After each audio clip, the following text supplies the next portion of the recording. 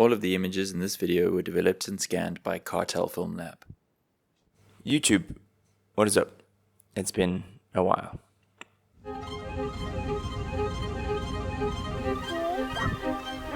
Cool?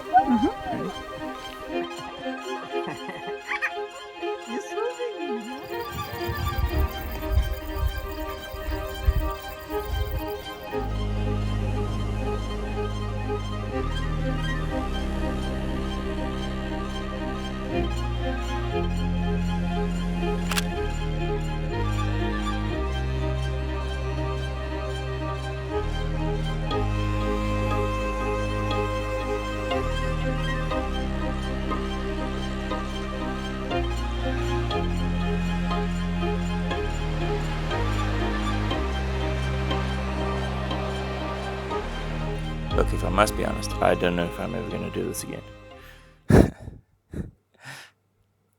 Probably not. As I'm sure you can tell by the title of this video, this is all about pushing Portra in the Pyrenees. See what I did there? It's also about pushing Kodak Gold on medium format in the Pyrenees. I will do that again, but pushing Portra in 35mm, it's a risky business with color stocks. And I'm not sure I was too thrilled about the results, but that could be for a host of many reasons, which we'll get into in this video.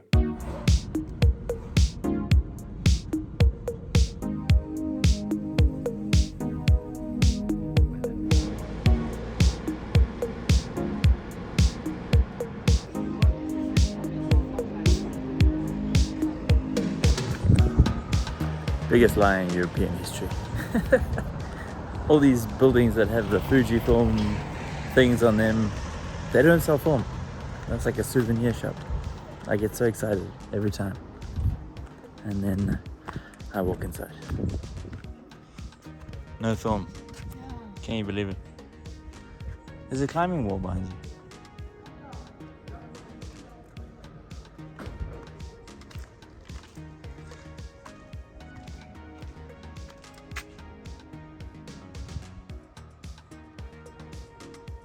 For the uninitiated on pushing film, refer over here to the ladder of exposure.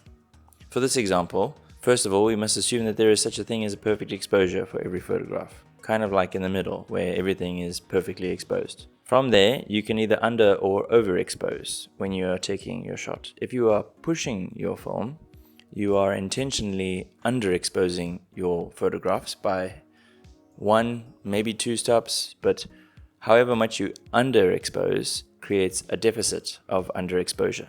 Let's just say for this example, there's a deficit of 2 stops of exposure. Now, for every debt, there must be a payment. And this payment is made in the lab, where they will account for the deficit by adding 2 stops to the development of your film by extending the time that they take to process it. In other words, they just wash it in the chemicals for a bit longer. This has a range of different results to the film. Your film can appear more contrasty, more saturated, more grainy, which is kind of sick if you ask me. So now that we are done with the formal explanation of pushing film, let's go to the actual photographs.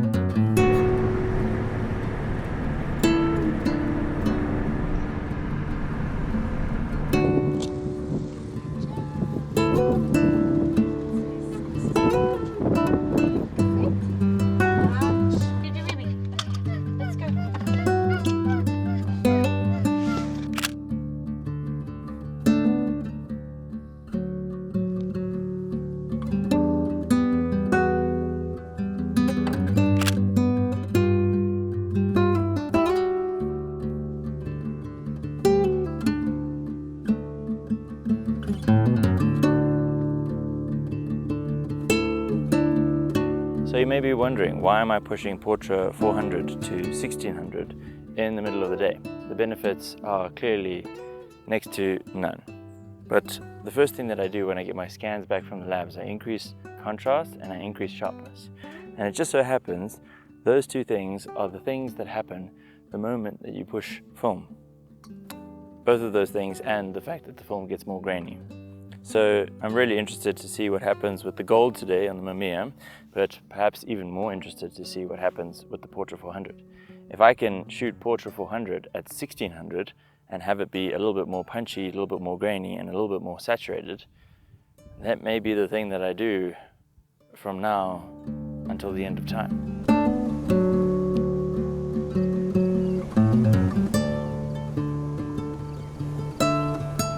It was super hot in the Pyrenees, I'm not gonna lie. I thought it would be at least less than 30 degrees, but on average every day it was like 29, 30 degrees Celsius.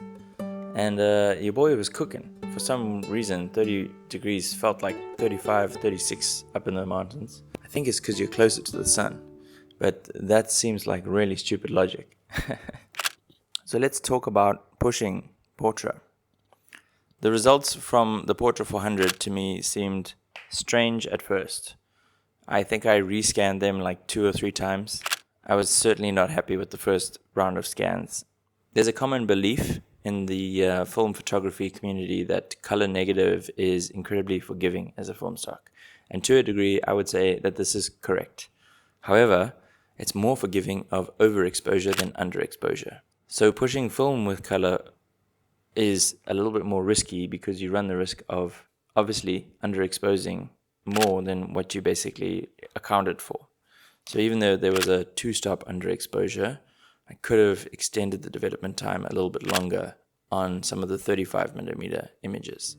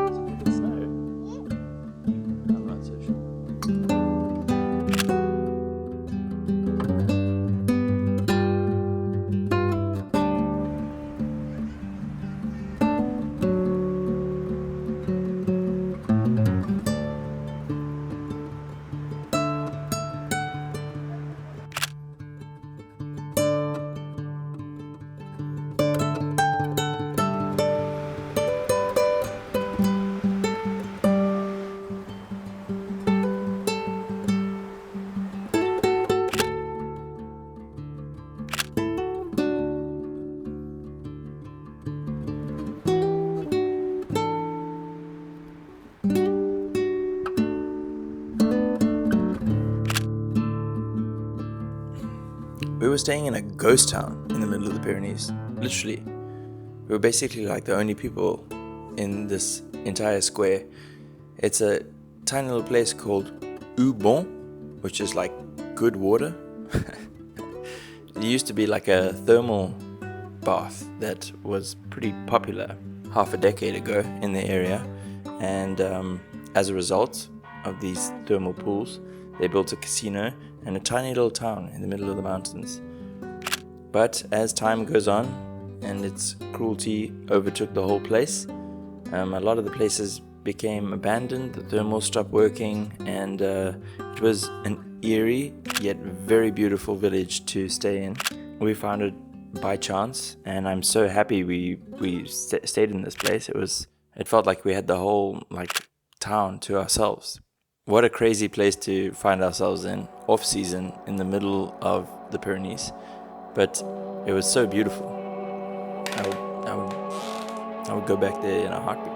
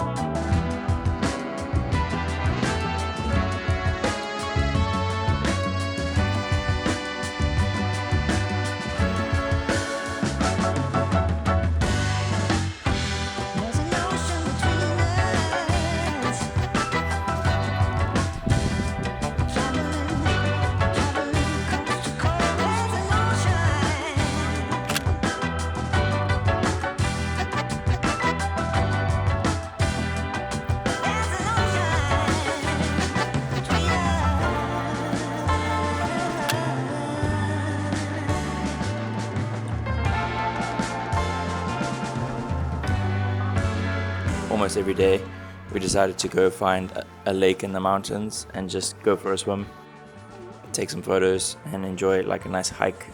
The sun was up until 9-10 o'clock at nighttime, so golden hour kind of doesn't really exist if you have a kid and there's bedtime. So most of these photographs are in the middle of the day.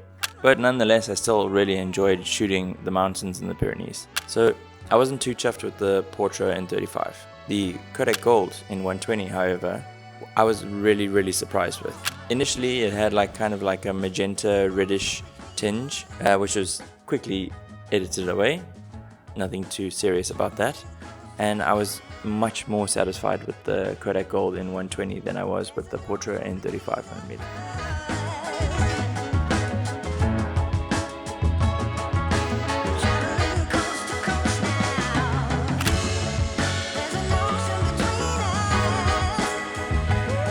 I would like to give a massive shout out to the people who've contributed to my Mamiya coffee. They make videos like this, and especially buying the film necessary for these videos much more manageable for me.